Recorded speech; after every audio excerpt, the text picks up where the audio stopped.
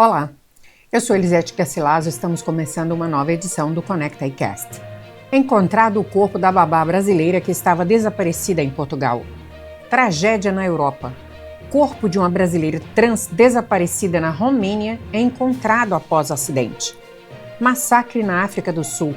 Ataque armado em bar deixa mortos e feridos e expõe a crise de violência no país. Um caso chocante nos Estados Unidos. Casal é acusado de tentar descartar recém-nascida no vaso sanitário e enterrar o corpo no quintal. Chefe da patrulha de fronteira volta a Chicago e reacende tensão com operações de imigração. Estados Unidos interceptam segundo navio-tanque na costa da Venezuela e ampliam pressão contra o regime Maduro. Operação Federal resgata 43 crianças de rede de tráfico sexual em vários estados dos Estados Unidos.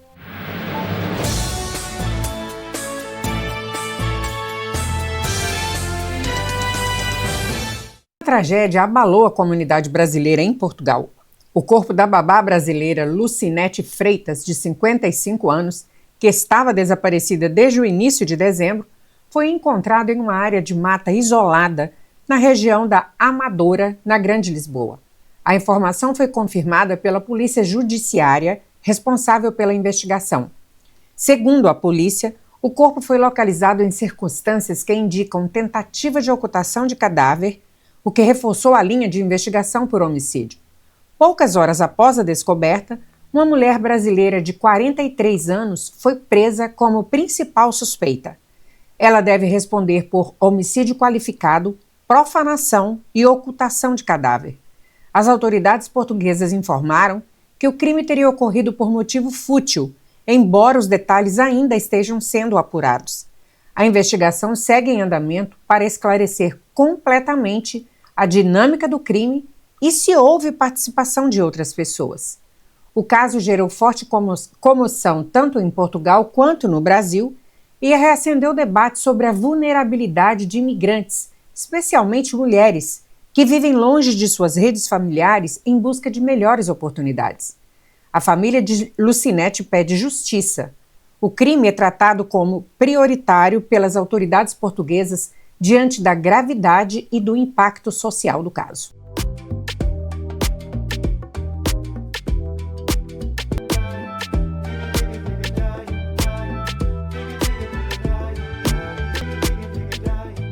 Tragédia na Europa. O corpo de uma brasileira trans desaparecida na Romênia é encontrado após um acidente. Uma viagem que deveria terminar em retorno para casa teve um desfecho trágico para Bianca Ferreira da Rocha Pimenta, brasileira trans de 30 anos de idade, cujo desaparecimento mobilizou familiares e amigos nas últimas semanas. Bianca foi encontrada morta após ter sido atropelada na Romênia quando seguia para o aeroporto com destino a Portugal. Segundo informações confirmadas pela família com autoridades locais, Bianca morreu na madrugada do dia 2 de dezembro, após ser atingida por um veículo em uma rodovia que liga Bucareste à Romênia. Ela havia viajado poucos dias antes e se preparava para retornar a Portugal, onde morava havia cerca de 5 anos. O último contato com familiares ocorreu pouco antes de Bianca solicitar um transporte por aplicativo para o aeroporto. Em seguida, o celular foi desligado, dando início a dias de angústia e buscas. A confirmação da morte veio após a polícia local localizar o corpo e comunicar oficialmente à família. Até o momento, não há informações públicas sobre a identificação do motorista envolvido no atropelamento, nem sobre eventuais responsabilidades criminais. As circunstâncias exatas do acidente ainda não foram totalmente esclarecidas e a família aguarda mais detalhes das autoridades romenas.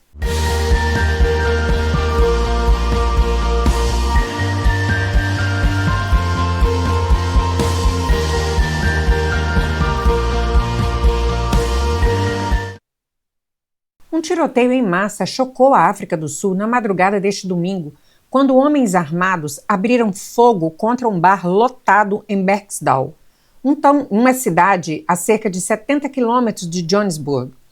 Pelo menos 9 pessoas morreram e outras 10 ficaram feridas, segundo informações confirmadas pela polícia sul-africana. De acordo com as autoridades, O ataque ocorreu por volta de 1h da manhã.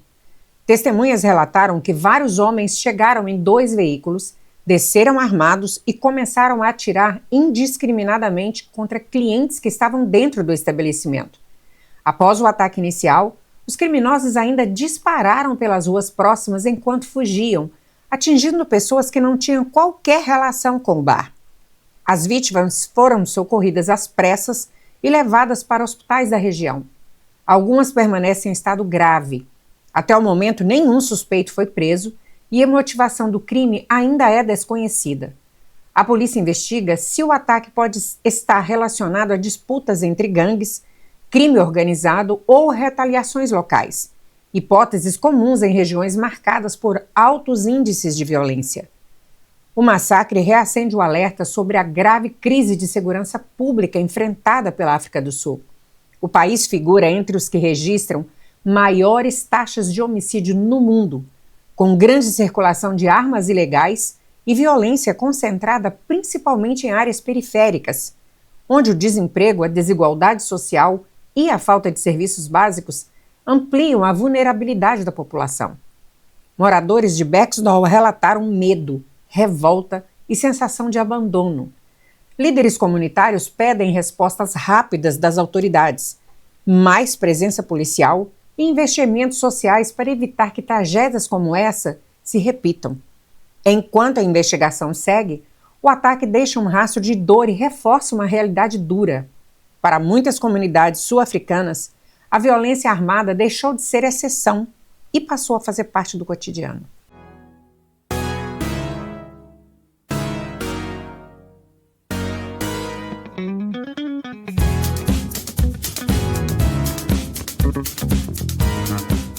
Um caso de extrema brutalidade chocou autoridades e moradores do estado de Illinois, nos Estados Unidos. Um casal foi preso acusado de tentar descartar o corpo da própria filha recém-nascida pelo vaso sanitário e, após a tentativa fracassar, enterrar os restos mortais no quintal da residência dentro de uma caixa de cerveja. Segundo a investigação do gabinete do xerife do condado de Will, a mulher deu à luz em casa e o bebê não sobreviveu. De acordo com o relato prestado às autoridades, o companheiro tentou forçar o corpo da recém-nascida pelo vaso sanitário, utilizando um desentupidor, mas não conseguiu. O corpo teria permanecido no banheiro durante toda a noite. No dia seguinte, o casal retirou o corpo, o envolveu em um plástico e tecidos e realizou um enterro clandestino no quintal, marcando o local com uma pedra. A descoberta ocorreu após uma denúncia anônima que levou a polícia a obter um mandado de busca. Durante a escavação, os agentes encontraram os restos da criança enterrados a cerca de 1 metro de profundidade. A autópsia preliminar apontou que o bebê tinha entre 22 e 27 semanas de gestação. As autoridades ainda investigam as circunstâncias da morte para determinar se houve negligência grave ou outro tipo de crime mais severo. O casal foi formalmente acusado de profanação de cadáver e os promotores não descartam novas acusações à medida que a investigação avança. O caso reacendeu debates sobre saúde mental, gravidez sem acompanhamento médico, abandono neonatal e a necessidade de políticas públicas de apoio a mulheres em situação de vulnerabilidade extrema.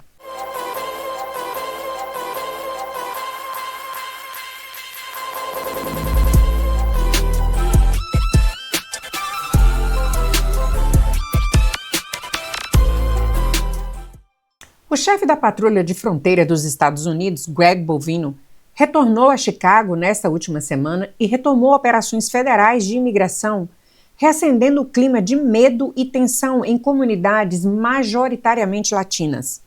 As autoridades estaduais e organizações de defesa de imigrantes afirmam que as ações têm provocado pânico, separações familiares e intimidação de trabalhadores.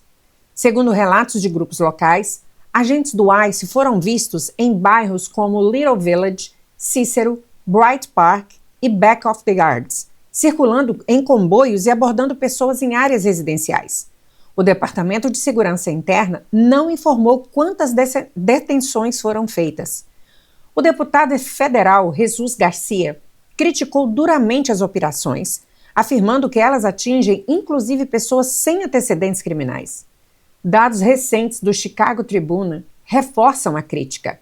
Das 614 pessoas presas durante a chamada Operation Midway Blitz, apenas 16 tinham histórico criminal considerados de alto risco.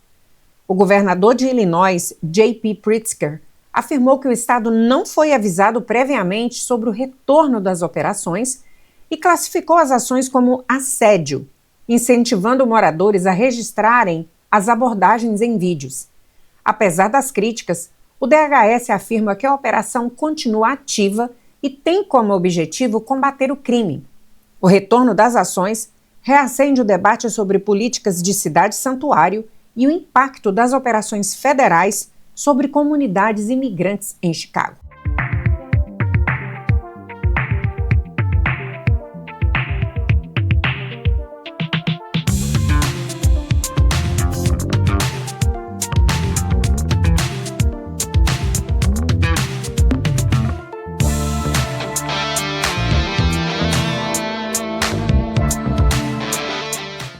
Os Estados Unidos interceptaram um segundo navio-tanque de petróleo na costa da Venezuela em menos de 2 semanas, intensificando a pressão do governo Trump contra o presidente Nicolás Maduro. A operação foi conduzida pela Guarda Costeira dos Estados Unidos, com apoio do Departamento de Defesa, após o anúncio de um bloqueio a navios petroleiros sancionados que entram ou saem do país.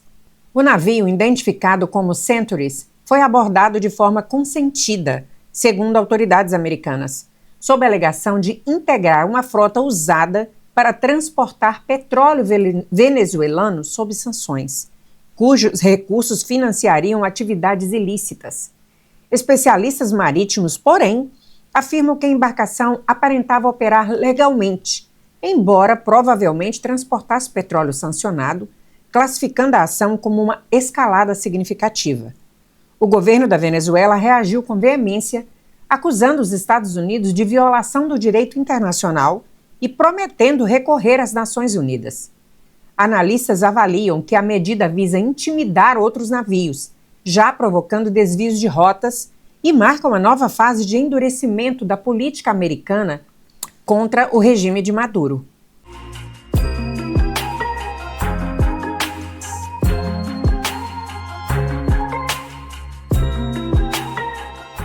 Uma mega operação federal resgatou 43 crianças desaparecidas em uma situação extrema de risco, incluindo bebês de apenas 1 ano de idade, das mãos de traficantes sexuais nos Estados Unidos.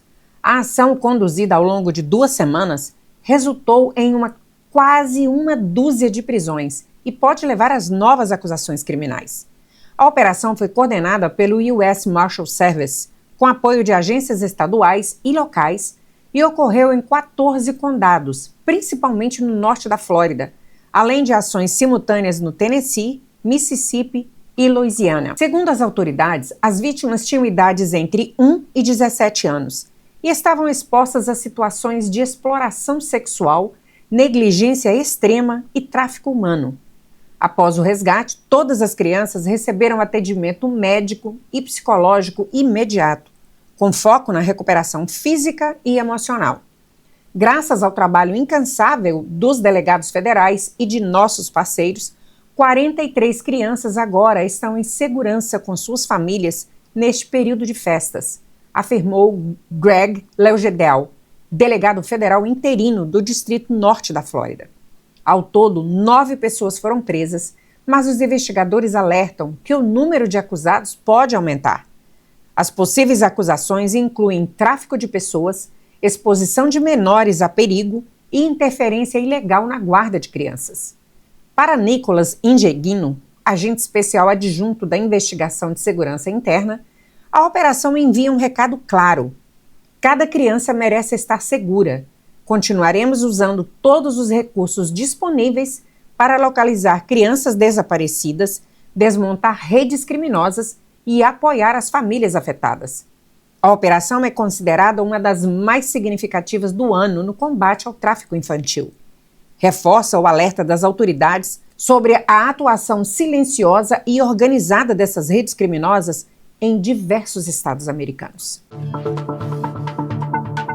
Apagão histórico em São Francisco deixa 130 mil pessoas sem energia e paralisa carros autônomos. Um apagão de grandes proporções atingiu São Francisco na noite de sábado, deixando mais de 130 mil residências e empresas sem energia e provocando um colapso parcial na mobilidade urbana. Cerca de 30% da população foi afetada, especialmente bairros como Richmond, Sunset, Presidio e a região do Golden Gate Park. A falha reforçou a suspensão imediata dos serviços de carros autônomos da Waymo, que ficaram paralisados no meio das ruas, alguns com passageiros presos no interior. Sem semáforos funcionando, os veículos não conseguiram operar com segurança, causando congestionamentos em pontos estratégicos da cidade. Segundo autoridades, parte do apagão foi provocada por um incêndio em uma subestação Pacific Gas and Electric, no centro da cidade. O fogo foi controlado, mas as interrupções começaram por volta das 21h40 e se espalharam rapidamente. O prefeito Daniel Lurie informou que cerca de 90 mil clientes tiveram a energia estabelecida ainda na noite do sábado, mas dezenas de milhares continuavam no escuro no domingo.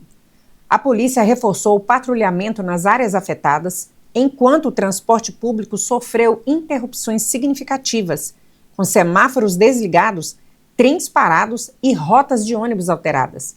O episódio gerou forte reação da população, com críticas à infraestrutura elétrica da cidade e às políticas públicas locais.